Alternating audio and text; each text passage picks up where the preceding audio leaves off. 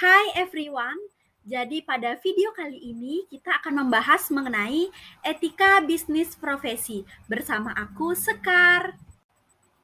Nah, kita masuk pada materi yang pertama yaitu pendahuluan etika bisnis. Apa sih itu etika bisnis? Inti dari definisi etika bisnis adalah tentang bagaimana melakukan bisnis secara adil, jujur, dan bertanggung jawab dalam menghadapi berbagai kepentingan dari stakeholder. Etika bisnis juga menekankan pada pentingnya mempertimbangkan dampak sosial dan lingkungan dari kegiatan bisnis. Kemudian yang selanjutnya adalah bagaimana sih perkembangan etika bisnis? Perkembangan etika bisnis dimulai sejak abad ke-20 ketika muncul perhatian terhadap praktik bisnis yang tidak etis dan mencolok. Pada saat itu banyak perusahaan mulai mengembangkan kode etik atau prinsip-prinsip bisnis yang bertujuan untuk memperbaiki moralitas dalam bisnis. Yang selanjutnya adalah perilaku tidak etis. Perilaku tidak etis dalam bisnis meliputi berbagai praktik yang bertentangan dengan nilai-nilai moral yang baik dan mencerminkan kepentingan yang tidak bermoral atau tidak adil. Beberapa contoh perilaku tidak etis dalam bisnis termasuk korupsi, penipuan, pemalsuan, monopoli, pelecehan, diskriminasi, dan juga pencemaran lingkungan. Materi yang kedua ada teori-teori dalam etika bisnis. Ada 4 macam teori dalam etika bisnis, yaitu yang pertama teori utilitarisme, teori deontologi, teori hak, dan juga teori keutamaan. Materi yang ketiga yaitu tentang perilaku etis dan tidak etis dalam kehidupan sehari-hari. Kita mulai dari nilai etika. Nilai etika adalah prinsip-prinsip moral yang mendasar yang harus dipegang oleh individu atau organisasi. Nilai etika mencakup hal-hal seperti integritas, kejujuran, keadilan, dan bertanggung jawab. Memiliki nilai etika yang baik dapat membantu individu atau organisasi untuk membuat keputusan moral yang benar dan bertanggung jawab. Yang selanjutnya adalah hak dan kewajiban individu. Hak individu mencakup atas hak kebebasan, hak atas keadilan, hak atas privasi, dan hak atas kebebasan berekspresi. Sedangkan kewajiban moral individu mencakup kewajiban untuk bertindak dengan jujur, adil, dan bertanggung jawab. Yang selanjutnya yaitu peduli dan menghargai orang lain. Peduli berarti mengambil perhatian terhadap orang lain dan membantu mereka ketika diperlukan. Sedangkan menghargai orang lain berarti mengakui dan menghormati martabat dan keberagaman individu. Yang selanjutnya yaitu toleransi, empati, dan sikap positif. Toleransi, empati, dan sikap positif adalah nilai etika yang dapat membantu individu untuk membangun hubungan yang baik dengan orang lain dan menjadi pemimpin yang efektif. Yang terakhir ada perilaku tidak etis di dunia kerja. Perilaku tidak etis di dunia kerja merujuk pada tindakan-tindakan yang melanggar prinsip-prinsip etika yang diterima secara umum dan norma-norma moral yang berlaku di lingkungan kerja. Beberapa contoh perilaku tidak etis di dunia kerja meliputi diskriminasi, pelecehan, penipuan, manipulasi laporan keuangan, penggelapan, korupsi, mobbing, dan pelanggaran privasi.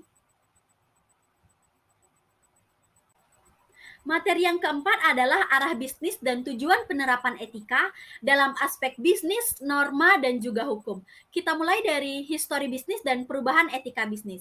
Pada abad ke-19, bisnis tidak terlalu memperhatikan masalah etika. Pada abad ini, praktek bisnis seringkali melibatkan praktik yang tidak adil seperti penggunaan tenaga kerja anak-anak, eksploitasi pekerja, dan juga kerusakan lingkungan yang sangat signifikan. Namun, pada awal abad ke-20, muncullah gerakan sosial yang menentang praktik bisnis yang tidak etis tersebut. Beberapa contoh gerakan sosial ini antara lain gerakan hak asasi manusia, gerakan konservasi lingkungan, dan gerakan hak-hak pekerja. Kemudian pada tahun 1950-an dan 1960-an muncullah konsep tanggung jawab sosial perusahaan atau CSR. Konsep ini menekankan bahwa perusahaan harus bertanggung jawab tidak hanya terhadap pemegang saham, tetapi juga terhadap karyawan, konsumen, masyarakat, dan juga lingkungan. Kemudian pada tahun 1970-an muncullah kesadaran tentang etika bisnis global. Perusahaan mulai menyadari bahwa praktik bisnis mereka dapat mempengaruhi masyarakat dan lingkungan di negara-negara lain, dan bahwa mereka harus bertanggung jawab atas dampak tersebut. Selanjutnya ada misi etika. Misi etika merujuk pada pernyataan tujuan dan nilai-nilai yang menggambarkan bagaimana Perusahaan berencana untuk melakukan bisnisnya secara etis. Misi etika seringkali diwujudkan dalam bentuk kode etik yang memberikan panduan tentang perilaku yang diharapkan dari karyawan dan manajemen perusahaan. Kemudian yang selanjutnya ada etika normatif, metaetika, dan etika deskriptif. Etika normatif adalah sistem etika berdasarkan norma atau kaidah yang berlaku seperti seharusnya.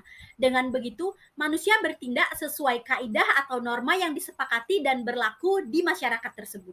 Kemudian metaetika adalah teori yang membahas tentang sifat dan asal-muasal moral. Metaetika tidak hanya mencoba menetapkan apa yang seharusnya dilakukan, tetapi mempertanyakan apakah standar moral itu sendiri ada dan apa artinya. Kemudian yang selanjutnya ada etika deskriptif, yang dapat diartikan sebagai sistem etika yang menilai baik buruk tindakan seseorang berdasarkan penalaran logis. Materi yang kelima adalah etika dalam bisnis internasional. Kita mulai dari bisnis internasional. Bisnis internasional adalah kegiatan bisnis yang dilakukan oleh organisasi atau perusahaan di lebih dari satu negara atau melintasi batas-batas nasional. Etika dalam bisnis internasional menjadi penting karena kegiatan bisnis di luar negeri seringkali melibatkan perbedaan budaya, nilai, norma, dan juga hukum yang mendasar. Kemudian kita lanjutkan mengenai whistleblowing. Whistleblowing adalah tindakan mengungkapkan informasi yang merugikan organisasi atau perusahaan. Whistleblowing dapat membantu mencegah atau mengatasi perilaku tidak etis di dalam organisasi atau perusahaan, namun dapat juga menimbulkan konsekuensi yang beresiko bagi pelapor. Oleh karena itu, whistleblowing harus dilakukan dengan hati-hati dan melalui saluran yang benar untuk memastikan bahwa informasi yang diberikan akurat dan dapat dipercaya. Kemudian materi yang terakhir atau yang keenam adalah sumber-sumber dan nilai dalam perilaku etika. Ada 4 yang dapat dijadikan patokan, yaitu yang pertama ada agama, yang kedua ada filosofi, yang ketiga ada budaya, dan yang terakhir ada hukum. Perusahaan dan individu dapat mengadopsi nilai-nilai dari sumber-sumber tersebut untuk membentuk perilaku etika yang baik dalam kegiatan bisnis dan kehidupan sehari-hari. Penerapan nilai-nilai etika yang baik akan membantu menjaga kepercayaan dan reputasi baik di mata pelanggan, karyawan, maupun masyarakat luas. Baik, itu tadi materi etika bisnis profesi yang dapat saya paparkan pada video kali ini. Semoga video singkat ini dapat berguna bagi kita semua. See you the next video.